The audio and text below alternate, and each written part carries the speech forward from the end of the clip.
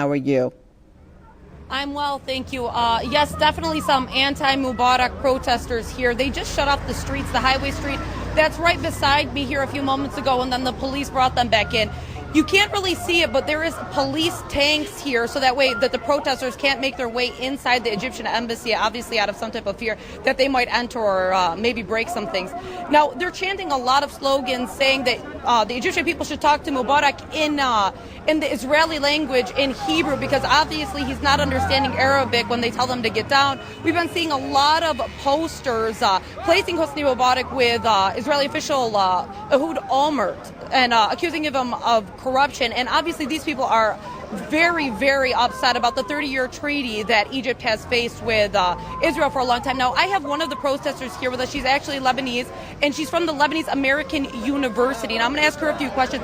Tell us what you're doing here. What is the importance of protesting at embassies around the world?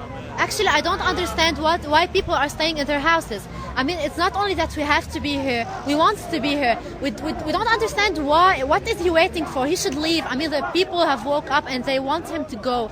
It is their right to do that. And we're here to support them because maybe in a few years we will be here. I mean, we want the system also to go down, and they will be supporting us also. Yes. All right, now, what do you feel about some of the snipers that actually shot some of the protesters in the head and some of the violence used against protesters in Egypt? I mean, it's obviously against people's rights, and it's against the human rights. It's absolutely, I don't believe that there is actually a government in the world who would do that for their own sake. He's doing that for his own personal sake. And I don't know why is Arabic, I mean, like, everybody should wake up. I'm sorry, Yeah, as you can see, it's getting a little bit louder here. They're lighting candles in solidarity with the 1 million who are on the streets right now in Egypt. There's a lot of pushing and stuff going on. I'm going to switch over to Bassem Antari. He's going to tell us a little bit about the protests. What can you tell us about the protests here? Well, I think that this day, for the 5th day, it was the biggest protest here in Beirut. And this is something very normal because it was also the biggest protest among all the Egyptian regions, and especially in Cairo.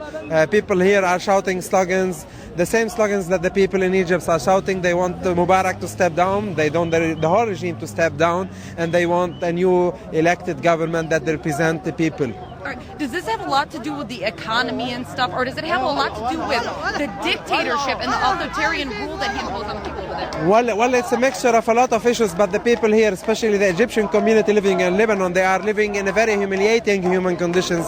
They are very poor. They work for a lot, for more than 15 hours a day, and they are having a lot of economical problems. But again, they are just asking for their freedom, because when you have a freedom, when you have a free elected government, you will have the right, the full rights for a social and economical process and for a welfare for the country.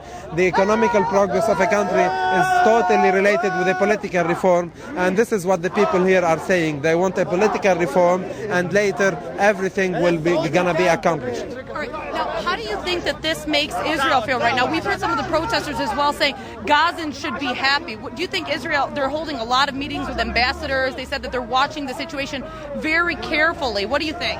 Well, I think that the main reason for this regime to that is still until now surviving is because they are the very well good neighbor for Israel. This regime is protecting Israel. He was in a big embargo against Gaza, and is still embargoing Gaza. And I think that when this regime will be stepped down, when we have a free Egypt, when we have a democratic Egypt, then we will have a free Palestine and a democratic Palestine.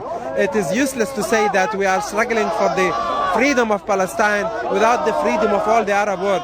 And this dictatorship was the main reason for Israel to be a reality. And this is, again, we are saying that liberation of Palestine is the liberation of the Arab world. And I think it's useless, again, for the Palestinians to have their freedom without the freedom of all the Arab world. Right. Now, people in Egypt are saying that they're not going to leave the streets until Hosni Mubarak's government is gone and him himself. Now, will the protests continue in Beirut as well? Yeah, sure. This is the 5th protest. Tomorrow we have 2 protests. We have a protest in solidarity with Al Jazeera channel after it was banned in Egypt, and we also a protest against Al Arabiya TV because they are not having a fair coverage for what's happening in Egypt. And also again we will demonstrate here at 5 o'clock tomorrow, and every day it's a daily protest, the same as the protest that is happening in Egypt. All right, thank you very much. All right, now, as you can see here that the protesters do keep on coming in, and as Mr. Antar said, this has been the biggest one so far. It's the 5th day, and they will continue. Back to you. All right, Serena, thanks so much for that update from Beirut.